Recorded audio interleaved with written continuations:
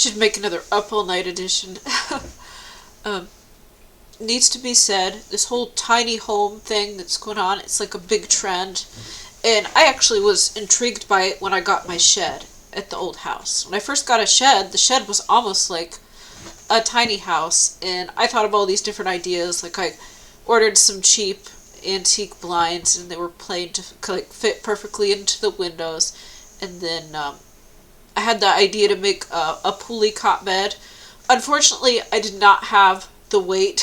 I wasn't heavy enough to pull it down, so it needed to be looped around a few more times, and then I could actually manage it. But this is something to consider, is that to make sure the pulley is straight up and down and not slanted, and that you actually have the weight. I thought about tying like weights to it and sandbags to help assist.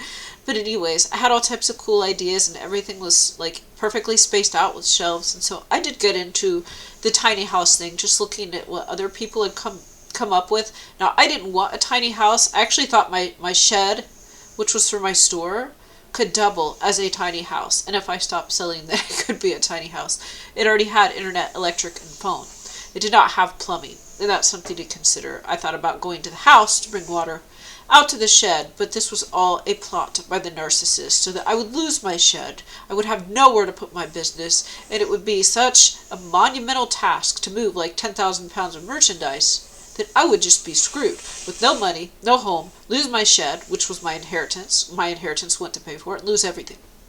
Well, that's not what happened. And I actually bought a new shed.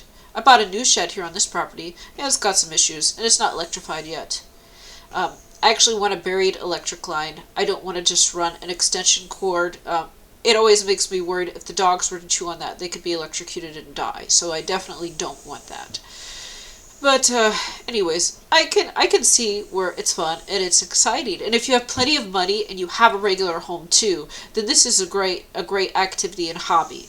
So my beef is not for people that are doing this in their spare time as a hobby or as a second home or in place of an RV. And it's like something they customize and do themselves. I get that. My problem is when people get these instead of a real home. A tiny home is not a regular home, and you should not be living in a tiny home. There are very few cases, like maybe if you live by yourself and you don't have a family and you travel for your work, then yes, for this small percentage of less than 5% of the people in the world, maybe 1% can comfortably live in a tiny home. I can see this. But for the rest of us, guys, this is not a good idea. And I really can't believe the insanity when there are elderly couples, old people, okay, and even like somebody that's widowed. I've seen plenty of these videos, so I'm not referring to anyone in particular, but elderly people, they're downsizing, and I guess they get a little too excited without thinking that they just sell their large home and move straight to a tiny home, and there's no backup. This is the worst idea. This is the worst idea you could possibly imagine. Just buy a small, regular home. Buy in an expensive, real house. You can't trust a tiny home on wheels because you're not allowed to just park them on a land somewhere, and that's technically a shed. In many places, this is not allowed. There's only a few tiny home communities, and they cost so much, you might as well buy a house. You're actually not saving money. For me and my house, yes, my house was destroyed, but if it wasn't destroyed, it costs less to live in this giant house with a giant-ass yard than it does to live in a tiny house. And so I see people dumping their money into tiny homes and wasting their money. They put in like half-sized, baby, child-sized clawfoot tubs. I have a real clawfoot tub. Yes, it was sabotaged. Now it doesn't work. But if I'm restored, it will work again. So this is a big problem when we have elderly people. And they don't have the physical strength. And they don't have enough money left over if something happens. So I'm talking about tiny homes, especially are attached to vehicles. And when this breaks, and it surely will, who is going to repair it? So when your vehicle that is pulling your tiny home breaks down, and it will, who is going to fix it, and how much is this going to cost? The repairs of this are going to be more than the repairs of repairing an actual home. And I don't think we need to get homeowners insurance anyways. That's a scam. So that's not what I'm talking about. What I'm talking about is you're not saving money, It requires a lot of technical skills, a lot of do-it-yourself, and elderly people really aren't in the situation to do this. Maybe some can if they've had like a long career as like an engineer or something, or they've been a mechanic.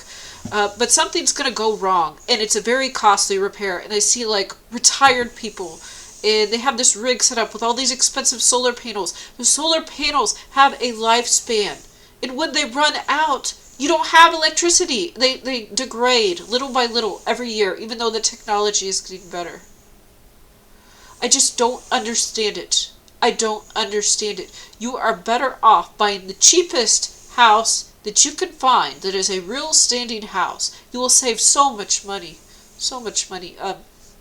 Gas is not cheap. You have to move from place to place. You have to find a place. You have to pay extra money to the post office for them to keep an actual mailbox for you, which is required by law. To live in a tiny home community, you have to pay like condo fees and monthly rent, so it's the same as an apartment, and your space is so much smaller. I think the point of having a tiny home is that your expenses would be very low, but they're not. They're not. The basic bills cost more than a cheap rundown house. The basic bills are much more than a cheap rundown house. And then when it breaks, it costs way more to repair. You have like condo fees, you have renter's fees, you have lot fees. You're not saving money. The laws are very weird on these things to where they're allowed in some areas and not in others. And if this is attached to a vehicle, I mean, I'll see people with like some $65,000 truck with a tiny home that's $100,000 or $150,000 attached to it. My home was $65,000. And yes, it did require a roof. But other than that, everything worked when I purchased the home. And so if I replace the siding every 10 years, and if I replace the roof every 30, 35 years, you know what? That costs a heck of a lot less than you have to replace all of your batteries on your tiny home, or you have no electric, and something else goes wrong. And these are custom builds. These are things like maybe you can afford, but maybe you can't find somebody that's able to do these jobs. So I think they're great, like, as a hobby, and if you have a lot of extra money, you can slowly work on it in your free time. My issue is people that opt for this instead of a regular home. They're actually spending more money, and when this breaks, it's going to be very expensive. They could have $20,000 of repairs in 1 year. If you put on a roof, yes, it costs a lot, but these are usually guaranteed, and you get 30, 35 years. How many cars go that long without needing replaced? And even if it doesn't, then you're going to want another vehicle, or you're going to want something else. And you're not going to be able to resell this tiny home for very much. Like you drive it off the lot and it loses value. So I like the idea if you can do it for cheap. Like the cheapest way to do a real tiny home is to just buy a shed and have that delivered to your home. And the real smart way to do this is that you have to look up the laws. Most states and communities require your dwelling to be a certain size. So the problem with tiny homes is they're too small, and the government thinks this isn't appropriate for an adult to live in. You know what? In this one case, they're right. This is not appropriate for an adult to live in.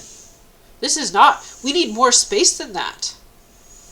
Like, I know there's all this freedom and stuff, but like, it's not enough space. Maybe if you live by yourself, or if you're married and you have no children, this is enough space. If you have children, that's very cruel. I actually think that's cruel to live in a tiny home, and then your child has like a tiny cot bed to sleep on, and that's their room. This is, it's not child abuse, but it's not good. It's not the best life that they could have. And I'm not saying to like baby and spoil your children, but like for instance for me, I've got 3 dogs. They would not fit in any tiny home. No way, no how. They need a big yard and they need a dog door. They need to go in and out about 100 times a day. This would not work in a tiny home. I have a St. Bernard. You can't have a St. Bernard in a tiny home, and it happens to be the type of dog I like. Even if you have a small dog, this isn't enough space for them. They need more than that. They're not going to have the quality of life and enjoyment. And neither will you. I actually don't like 2- and 3-story homes. I prefer 1-story. My home is 2-story. I prefer 1-story, but actually this is fine. This is fine for me if this is fixed, because actually everything that I need and can access, it's like I have an entire home on the 1st floor. So I actually never need to go upstairs. And what's cool about this, what's really cool about this, say I don't need 2 floors, but I've got a place to put a washer and dryer. I've got a kitchen, and I have a full bathroom and a living room. And this is all on the first floor. So everything to be a complete home is on my first floor. So then there's this wild, crazy thing. I know you guys with tiny homes don't understand, but if I ever get guests or family members come and visit, oh my gosh, they can go upstairs and they have their own room with a bed they can sleep on. This is amazing. And like if I ever fostered kids or had another kid, there would be a room. There would be a room for them. And like if people come to visit, I can go in my room and I can close the door. I can close the door. And I can have privacy, and I can sleep naked in my room if I want. And they can sleep naked in that guest bedroom if they want. And we're all okay. And then there's a wild thing, like if we have to go to the bathroom, then we can go out of the bedroom and use the bathroom, close the door, and it's far enough away that there's going to be a little mystery. So whatever's happening in there is not going to be broadcast to everyone else in my home. So yeah, full clawfoot tub to lay down and relax. 2 bathrooms. So what's great about this is, like, say you're visiting or it's the holidays, and then your stomach's a little upset. Not only there's the option to go in the downstairs bathroom, which is a few rooms away from where people will be eating, so they probably won't hear. But if you really want some privacy, then you could go upstairs. But this is amazing. It's really amazing. And there's sinks, and there's privacy, and there's comfy beds. And like, say you have a kid come and visit, then you can sleep in your bed, and they're not going to be jumping on your head. And you can have some privacy. Like, you can't have animals, and you can't have a family comfortably in these tiny homes. It's just the truth of the matter. Like, I saw videos in, like, Thailand or something, people that lived on the water in these boats, and they had homes the size of a tiny home. And when I see that, my normal instinct is, like, to feel bad for them, and, like, that's not a good situation. So then here in the first world countries, everyone is just opting into this. And you know what? If they really were saving money, and, like, say they could do this and live for, like, $300 a month, then I would get it. But no, they're paying the same as like an apartment. They're paying more. They're paying more than to buy an inexpensive older home. So there's a reason, like there's a reason to have a tiny home, and what I'm seeing now is it's a trend. It's a very expensive trend, and I just went to YouTube. I was recommended to a woman who lost her, I didn't watch the video, but she lost her home. So then she bought a tiny home, and so she had a garage, and she was building this tiny home for some months. She must have spent like at least $50,000, if not $100,000, building this tiny home over several months, having to have a place to put it too. Where's this garage? Where's the money for that? And attaching it to a very expensive vehicle. So these people are spending more. They're spending more. I think they're cool if you can do them real cheap and actually get your bills down. Like, that's cool. And the real way to do that, the real way to get a cheap tiny home is to buy like kind of a rusty, rickety, like vintage camper, or like a pop-up camper or something. Get it off Facebook Marketplace for a few $100, and there you have a tiny home. There you have a tiny home, and then you can go get like I think Walmart has them, but maybe the like the camping stores. They have stuff like this where you just get like a large, I think like 15-gallon BPA-free container, fill it up with water. They're pretty cheap, and then they're heavy, but you can just tilt them to the side and pour some out. So you can get a couple of those, get a cheap, rickety old pop-up camper, and it works. It works. And then when it comes to bedding and stuff, there's no need to get like all fancy about it. I mean, like, you can make your own cushions, but I would actually suggest just trying to find things used and maybe cutting them to fit. Like, you can actually use sheets that are oversized and just fold them twice or fold them over, and then they fit and they work. Like, say you buy a very large bed. Like, there's other ways to make this work. Like, say you make your own custom bed and it doesn't fit, then just buy a larger sheet and fold it around. So you don't even really need an actual fitted sheet. So people can spend a lot more, but there's not a need. I am extremely thrifty, and I have a vast amount of knowledge from my penny pinching over 40 years. I know all about how to save money. And my shed was built to tiny home standards with everything except for plumbing. and it was about $7,000. Now this was right before coronavirus, so after coronavirus it's probably 15,000. But anyways, it had a full foundation. It was finished. It had like cute antique blinds and shutters that actually worked. All the walls were painted, and it had air conditioning in it. It had custom shelving and like trim, and it had like a real door on it, and it was really cute. It had yellow siding. I had to go to Menards to get that because Lowe's doesn't have yellow. Lowe's did not have yellow. And it had a steel roof on it too, which those are supposed to last like 70, 80 years. And they probably last longer.